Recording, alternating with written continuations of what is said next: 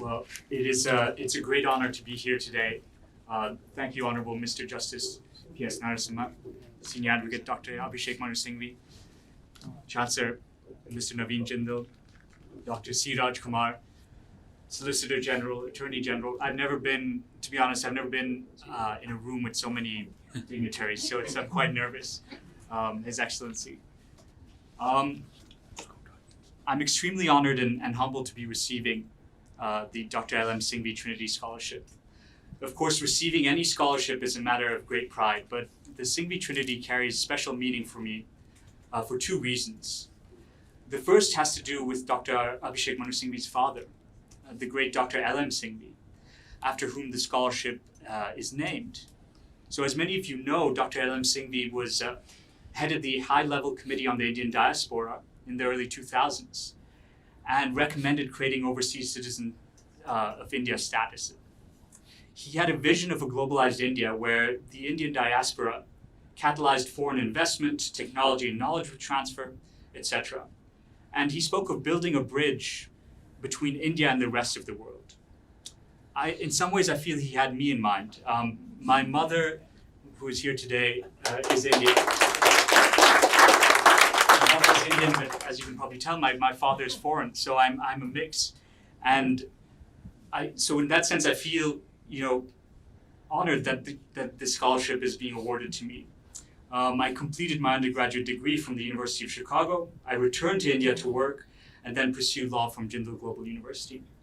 And I hope to contribute to building this bridge that Dr. L.M. Singhvi envisioned by returning again. And the second reason that this scholarship carries so much meaning for me is that my grandfather went to Cambridge. My maternal grandfather, Dr. S. Chandrasekhar, was a doctoral student in physics at Pembroke. And he came from a line of brilliant scientists. His uncle was Sir C.V. Raman. His cousin was Dr. Subramanian Chandrasekhar, both Nobel laureates. Yeah. No pressure. Yeah. I'm obviously not going to fill their shoes, but I think what I draw the most inspiration from is that he chose to return to India, and he did his pioneering work here on liquid crystals and established 3 research centers. So I too hope to return and contribute to institution building. And I draw great inspiration from Chancellor Mr. Naveen Jindal and Dr. C. Raj Kumar, because for what you've done, the phenomenal work you've done at building up Jindal, it's truly an extraordinary institution. The access I had to world-class faculty, resources, they were equivalent to what I saw at the University of Chicago, and it's sometimes better. So really, I would not be going to Cambridge today were it not for the opportunities I was offered at Jindal.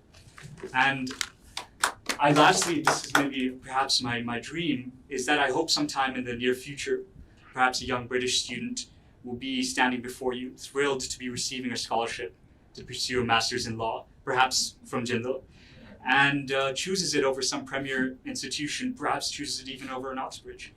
And I believe personally essential for this, since today we're speaking about judicial independence, I think another form of autonomy that's very important is academic autonomy. And I think that if we want to see that, we need to continue having academic freedom that we see at Jindal, and hopefully we can replicate that in other public and private universities. So with that being said, thank you very much, Dr. Abhishek Manu Singhvi, for this incredibly generous endowment. It's really a once in a lifetime opportunity.